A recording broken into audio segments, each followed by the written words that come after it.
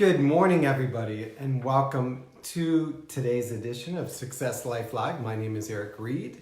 I get to be your coach this morning, and I get to be the guy that answers the questions that you sent, or that has the A's to the Q's. So I'm glad you took time out of your day to jump in and join us. It always means something special to me to have you in the room, sharing what we know, sharing what we're learning, being a part of our learning. Let me just shift my chair. I don't know why I can't settle down in my chair the first time. Maybe I should practice that, huh?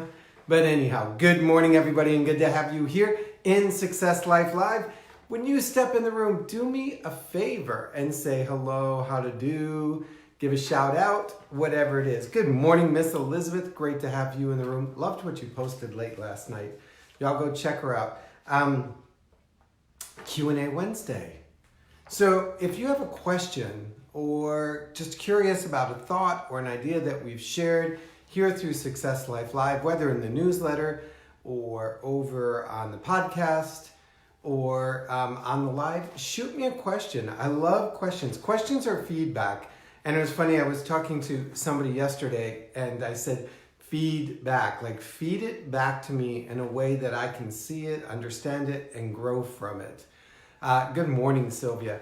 So often we put things out there and we, don't necessarily know what it is. Example, yeah, it's a family example. So I honestly, I don't eat meat, and it's for no religious reason or whatever. I just sort of decided it wasn't for me right now, a while back.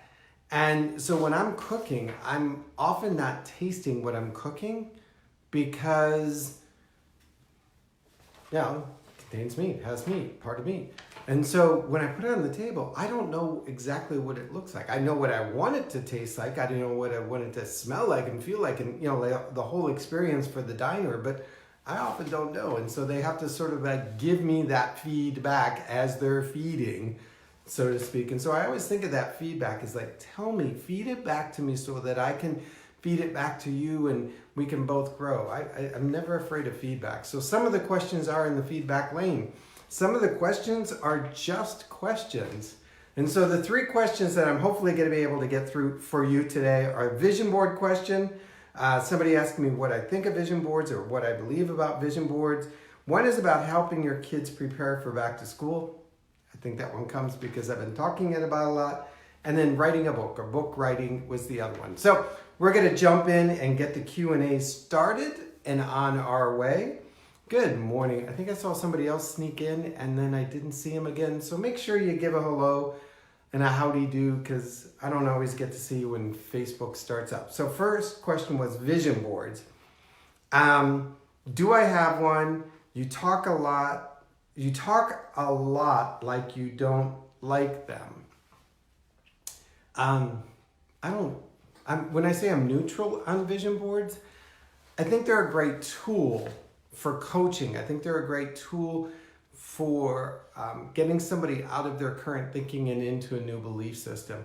The thing that I often have problems in quotations, as a coach, is often vision boards aren't guided experiences. So people will just cut out a bunch of things from magazines, print out pictures of what they want to become. I want to become skinnier, or I want to become wealthier, or I want to have a beach house, I want to have 10 bestsellers, I want to have $1 million in a shoebox, whatever it is. They'll print out these pictures and they'll post them on a piece of poster board, and then they'll put it up on their wall, and that's supposed to inspire them.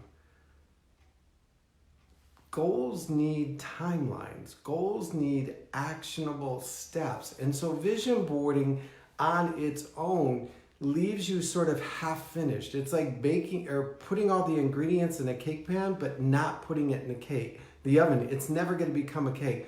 So often when I use vision boards with my clients, we'll put in the center of the vision board a due date for everything that's around it. So that as they're looking at that vision board, and if that vision board contains ideas about fitness or about finance or about family or about fame or work or mission, they can also see when they've got to get that thing done. Another thing we do often is vision board exercises with my clients, or focus boards, as I like to call them, is we'll break it down. Instead of having a vision board that contains like 20 or 30 things, it's like, I want to be healthy, I want to travel to Europe, I want to have new suitcases, I want to have Prada shoes, I want to have blah, blah, blah. All of these things, we'll break it into the categories and say, okay, in the next 90 days, because that's the date in the center of the board that we've chosen, what would be the 1 or 2 areas of your life or 1 or 2 things that you would like to see accomplished that would give you the momentum and strength to go to the next place? So it might be images all about fitness. It might be images about clearing up debt. It might be images about writing a book. When everything on the board is in harmony, then we become focused on it. When things on the board are in discord, like I want to travel the world and eat at 5-star wrestling or restaurants and lose weight.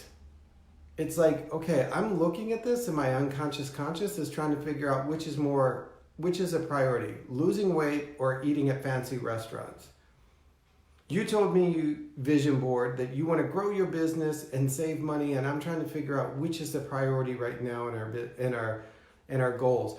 And so just random pictures on a board don't work. I know I'm going to get hate mail from fellow coachers and inspirational people and people who do weekend vision board seminars. That's why I call mine focus boards.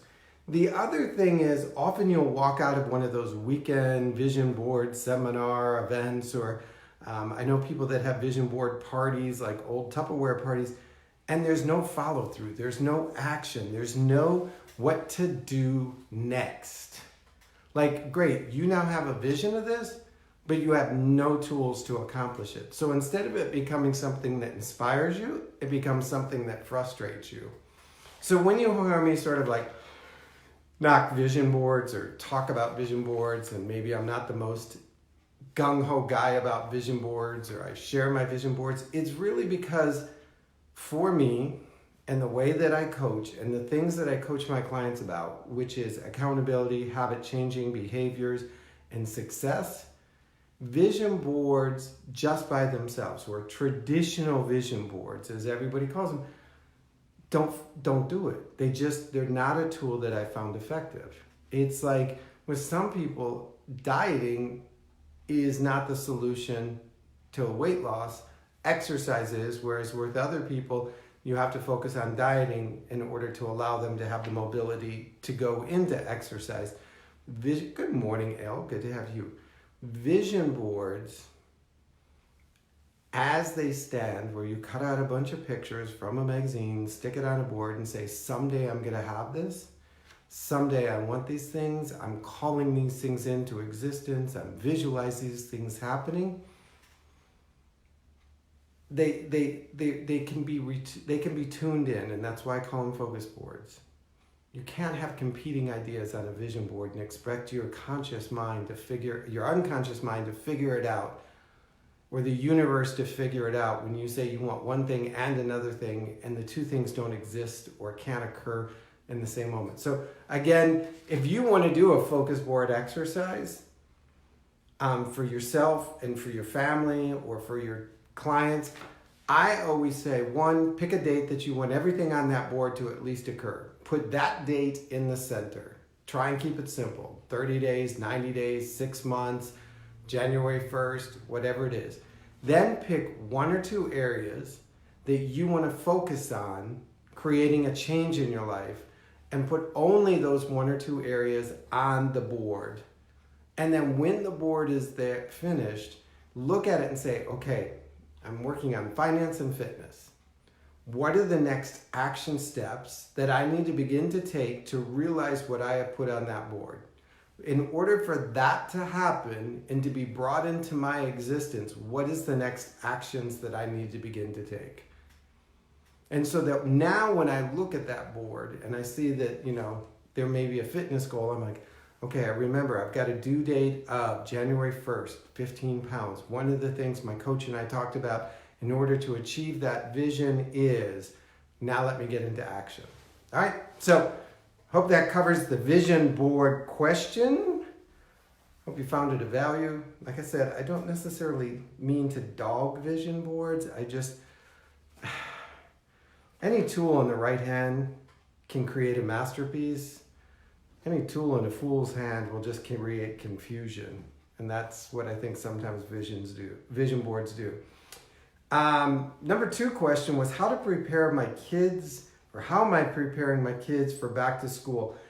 It's really more about preparing them for transitions. And I think this can be utilized not only for back to school, but for moving, for changing family dynamics, for adults in transitions, or sometimes working with families with elders, like where the kids are taking care of their parents or other elders in their family.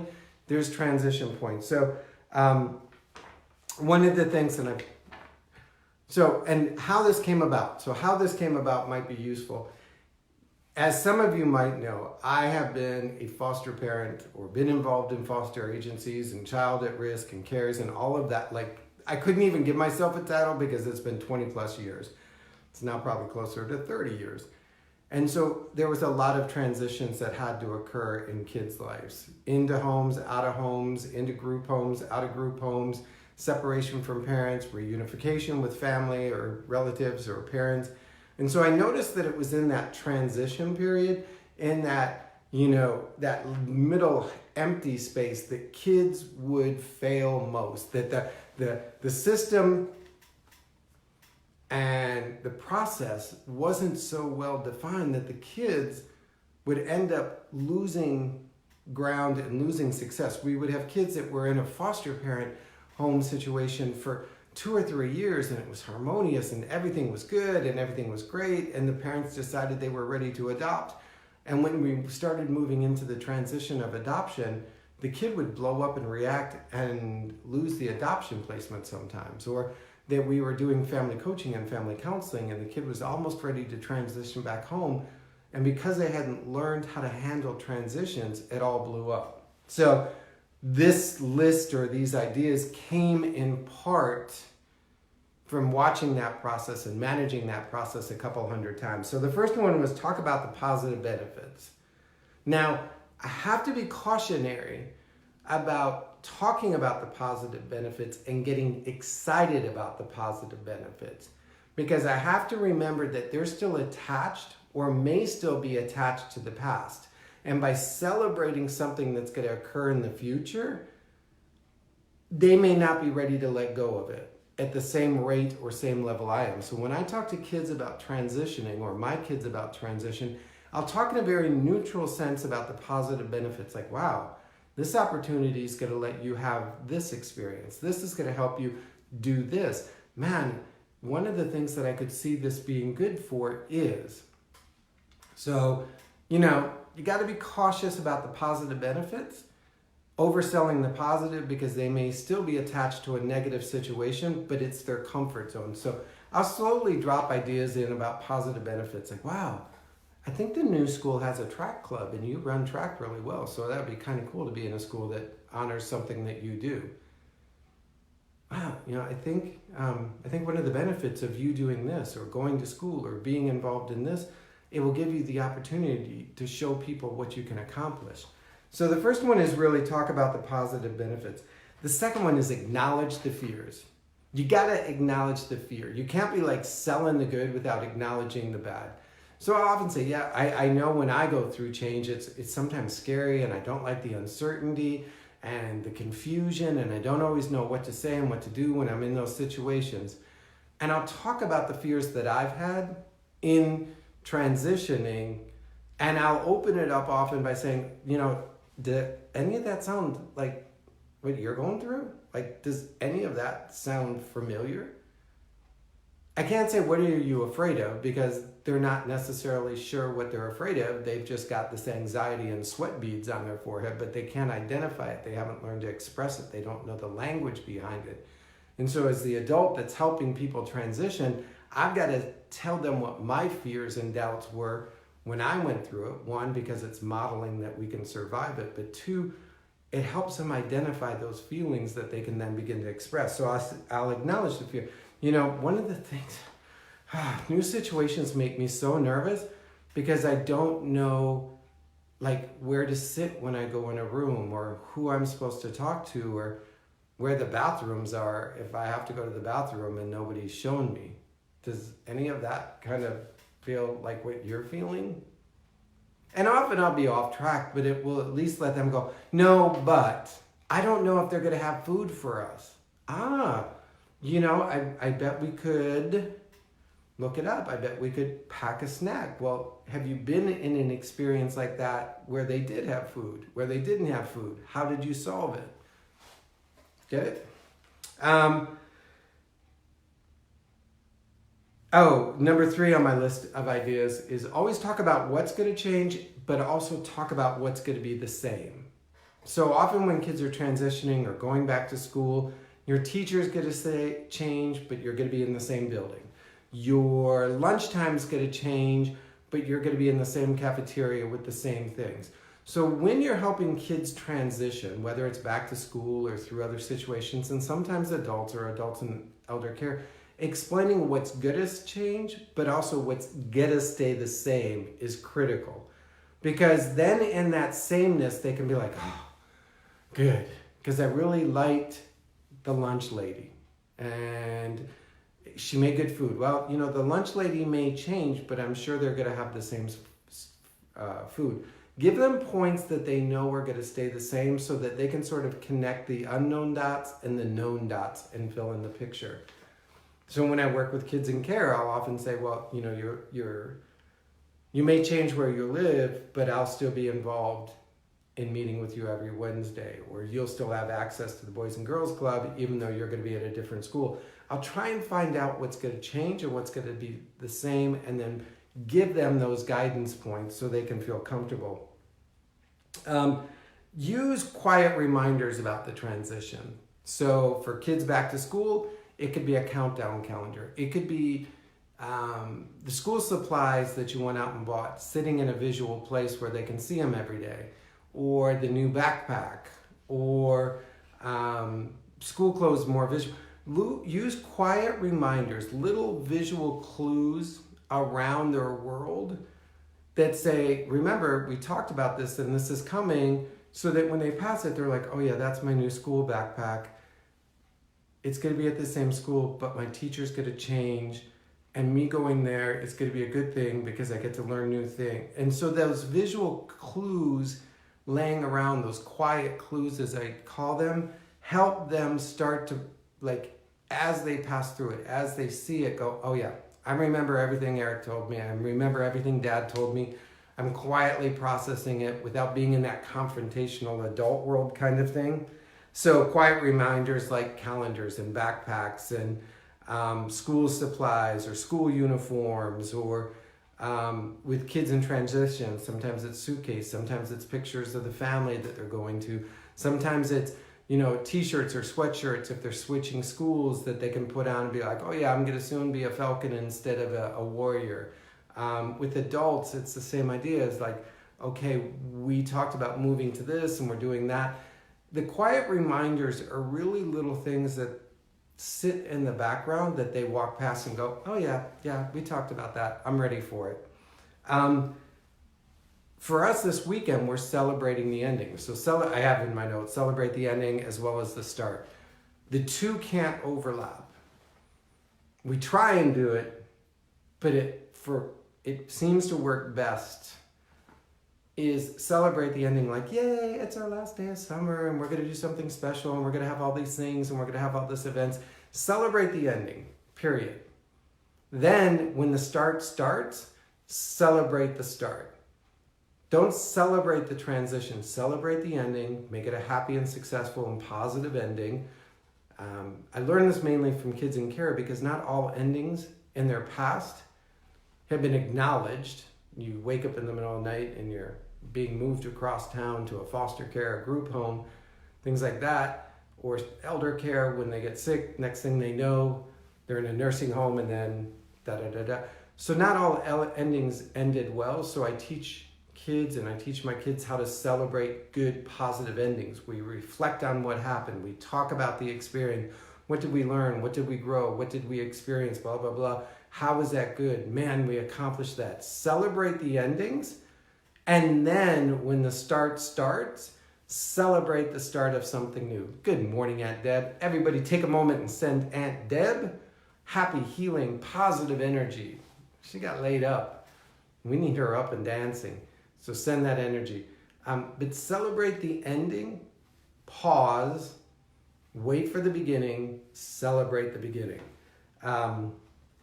Deb, we're talking about helping kids in transition as one of our Q&As. Kids that often are going back to school because of my history in foster care and kids in care and transition care for kids. A lot of the ideas overlap. So we talked about we need to talk about the benefits, acknowledge the fear, talk about what is going to change and what is going to remain the same, create quiet reminders, celebrate endings, celebrate beginnings, and now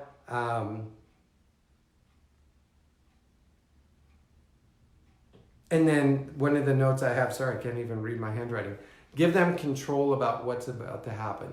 Now, they're not going to be able to control every element, but there are certain things that they can control. And so picking out a lunchbox, picking out their first day of school outfit, picking out, the things that might go in their back to school supply kit, picking out how they want to celebrate the ending, picking out how they want to celebrate the beginning, picking out maybe who they get to call on the first day of school to tell them they're doing it. Help them have as many control points as they can, because they're about to enter a world where their control is kind of lost for a little while or their balance is off.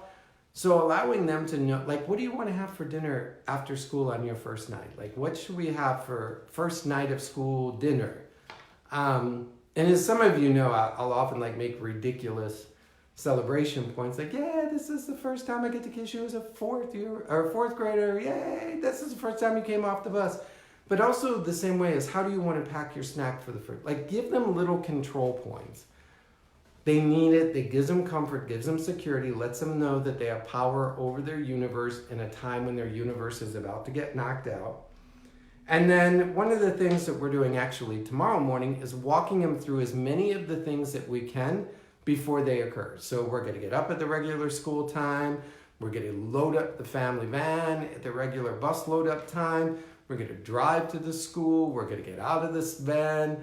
We're going to walk in the door that they walk in. We're going to walk through the halls that they need to walk through. We're going to go meet their teacher in the classroom that they're going to meet their teacher. We're going to figure out the desk. We're going to walk through the day, maybe at a little shorter schedule and hyperspeed, but so that everything feels a little more familiar when chaos comes. And so walk through the event as much as possible. And if you can't physically do it, then do it visually. Talk to them, oh, remember the bus is going to come and you're going to be here, and the bus driver might have assigned seats. So when we get on the bus, walk them through the process as much as they can. Remember, for us, grown-ups and adults, we've been back to school. Some of us 12 times, some of us 16, 20, whatever. We've been back to school. For us, it doesn't feel like a big, foreign, scary world. But for our elementaries especially, this is only the third, fourth, fifth time they've done it. I mean, how confident are you in something you do in your professional day after the second or third time? You still got nerves, you still got doubts, you still got fears. And if we're not acknowledging it and we're not working through it with them and we're not helping them be successful at it, that's going to echo into everything else they do later in life. They're going to build up this anxiety about starting new things, about transition periods, about going into the unknown. When they're 30, they're going to be reflecting back on these moments. So as silly as it sounds about taking time to really set them up for the first day of school and not making it all about first day of school pictures, yay, celebrate, but about managing the transition point from end of summer to start of school and using some of these tools, you're actually teaching them how to have tools for life that they can then use when they have to transition in their job or in their career or post-college or go into a new area of work or create something new in their life. Transition points are where we either win or lose the game.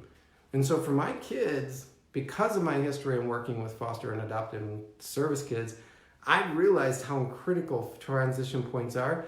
And so I manage transition points for them very, very carefully because I want to make sure that their transition points are points where they gain success and gain momentum and gain excitement. And I do the same for adults in coaching because often they didn't have positive transition point skills and habits. So that was the back to school. Now, I know we're not going to have a lot of time to go over the book thing. Somebody asked me about writing a book, or how do you write a book? I've got a bookshelf, probably, I'm glancing. I'm going to say there's 20. I'm going with 20. Might be up, might be down. If you fact check me and I'm wrong, I ain't going to jail. Books that people have sent me as like they're either pre-written, getting ready to write, asked me to edit and preview, asked me to give me feedback on. Now, I always tell them I'm not the guy that finds the commas in the misspelled words. That's not my skill set. My skill set is really around finding the core message and the thoughts and the ideas, and then helping people see it out in a way that the reader can see it. So often as creative people, you write a book or a story and you think, oh, that's exactly what I want to say. But because you're inside the picture frame, you don't understand what the reader, the watcher is doing. And you're like, why am I not connecting? And so when I say I have those 20 or so books, that's what I try and help people do as a coach. So if you're saying, I want to write a book, the mechanics, you pick up a pen, you pick up a piece of paper and you write. Now, granted, there's all kinds of things about getting your ISBN number and getting the cover and getting it on Amazon and finding a publisher and finding a publicist, which is completely different, and finding somebody to represent you. That's all back-end stuff. Front-end stuff, if you want to write a book, you got to start writing. The hard part for most is finding the one central core piece of what it's going to take in order for that book to be cohesive, to be coherent, to have a voice that resonates. So often I find, especially first book writers, want to dump everything they know into one book. It's like, okay, I'm cleaning out the kitchen cabinets, refrigerator, freezer, and the deep freezer, and we're going to eat. And everybody shows up and it's like, we got Chinese and Swedish meatballs and I don't know what that thing in the middle is because I don't know what it is. Oh, that's grandma's secret tater tot casserole. Like, how does this all fit together? And so we'll go more into book writing if you like on a different, but if you're saying, I want to write a book, and I didn't get a lot of background on the Q, so I'm kind of rambling on about the A. If it's, I want to write a book, it's more, what is it? What is the voice? What is the idea? What is the thought that inspired you to think that somebody needs to know this story? Now, if you're writing the story just to like be an ego fill and share your best memoirs, that's a whole different topic. Like, this is my life, Oprah from age 5 on. That's different. I love tater tots. Tater tots are that perfect blend of saltiness and crunchy. Saw that somewhere, by the way. But if you're like, I want to write this book because I want to tell this story because this story impacted me or changed me, or I think it has values for others, then we've gotten the funnel at least started. The trick is to get it down to a narrow point. And I'm going to use Liz because she's a good friend and she won't be upset. The other day she posted a book cover and she asked for everybody's feedback and everybody was like, oh, love it, perfect, beautiful, blah, blah, blah. And I said, I'm sorry, but the visual of the cover and the title of the cover are not in coherence. The visual feels very stormy, very dissettled, and yet you're talking about finding joy. And she was like, I didn't see that. I'm like, no, you didn't, because you were in love with the picture and you were in love with the title. And when you put the two things together, you thought that it would be like a major love fest. And she's like, you're right. And then she used the word life and now in a sentence. I was like, now is fixed in time. Like, right now I'm going to do this. If you're trying to teach me a skill to develop a life and then you fix it. And she was like, what do you mean? I'm like, get rid of just drop the word now for a minute and read it. She's like, oh, that feels different. I'm like, yeah. The message you want to create is about building a pathway to joy for life. versus building a pathway to joy for life now. Like, do you hear it? Life now.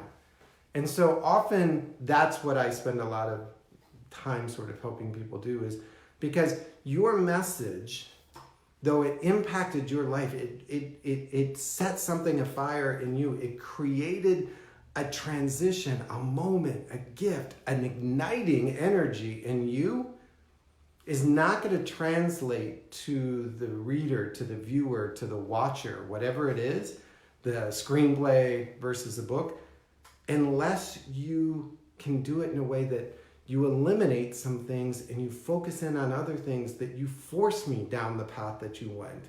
You were forced down the path through circumstances and event and time and all of these things. I have the option to go down the path because I can put your book down, your screenplay, and walk out in the middle. And so you want to push the people, you want to guide them in, almost like cattle in a chute, not being disrespectful, so that they have to go through the experience so that they can gain the benefit of the outside or the next side of it. And so when somebody wrote me a Q&A about how do I write a book, I could have answered simply grab a pen and a paper. But I think the question was, how do I know the book to write? And that is a big, big piece for many authors, or wannabe authors. Some people will just write a book because they think there's 7 ways to solve your kitchen sink stink problem. And they'll dive at it that way. And then they ask me why their book didn't take off, why they don't seem to be gaining traction, why isn't it selling on Amazon? Because it didn't vibrate. It didn't hold your essence. It wasn't alive like you. You want a book that's alive. You want a book that carries your voice. You want a book that generations later, whether it sells 1 copy or 1,000,000 copies, but whoever picks it up can feel your breath in it. Or at least that's what I try and encourage the people I work with to think about as we go through the process. So that was Q&A Wednesday. Whew. I always feel like I have to really push it out. So on Q&A Wednesday today, we talked about transition points. We talked about writing books. I really do love when the questions come in. We talked about vision boards. So feel free to cue me at eric@ericgreid.com, and I will do my best to understand it. The more you tell me about the cue, the better I'm able to answer it. Don't just send me how do you write a book. I appreciate whoever asks that, but I felt somewhat... I'm waiting on a correspondence reply, so maybe next time I'll have more on that for you. But again, eric@ericgreid.com. Remember, no Success Life Live tomorrow, which is Thursday, or Friday, because we're in transition points. I know, I teach it, I gotta do it. Can't just show up here and talk about it. Tomorrow we're doing our walkthrough from, oh Lord, I think our walkthrough starts at 6:45 till about noon, with going to school, getting the whole thing. I know people will think, what a waste of time, but hey, you know what? We get this right tomorrow, we got the whole year nailed. And so tomorrow is our transition point morning. And then Friday, we're going out and celebrating the end of summer by going and hanging out with family. And my son and I are going to do a little road race thing on Saturday. And we're just celebrating all the things that we loved about summer. We're trying to see how many of them we can do in 3 days. It's just kind of like a little mini challenge, fun thing. And so I will see you guys back here on Monday morning at 8 a.m. Eastern for Success Life Live. I might pop in between. You'll just have to hit the follow button. But don't worry, the podcast will still go out on Thursday because I recorded it today. So it's available on Thursday for you all. In the meantime, if you need me, reach out and find me, eric@ericgreid.com. Otherwise, I don't know, fill the Facebook feed with all your ideas and your thoughts and your questions and stuff, just so nobody gets missing each other at 8 o'clock in the morning. Maybe we'll find some old fun or Success Life Lives and post them up. I don't know. We'll just have a play day for 2 days. Till then, I encourage you, as always, go out, live your life with success. My friend, you are worthy, worthy, worthy, worthy of it. If you need a mantra for the day, go with, I am worthy. I am worthy. I am worthy. And y'all, thank you. I just see Jesse pop in. Thank you guys for supporting Jesse in his book. I'm still reading it, Jesse. I told you it's going to take me probably all year to read it because it's such a great devotional book. And the way you wrote it and the style that you wrote it in, it's a really good book. If somebody's like, I need a book just to keep in the front seat of my car, so when I'm hectic and chaotic and I'm not around people that inspire me, I have something, then Jesse's book is great for that, because some of the reads are 2 to 3 minutes, because the way he stylized it, you could sit and read it and then jump into work and have a positive thought in your head or a story of inspiration and affirmation. So check it out. It's a good book. Jesse, you feel free to drop the link below again. Again, I'll see you guys on Monday. Till then, bye-bye.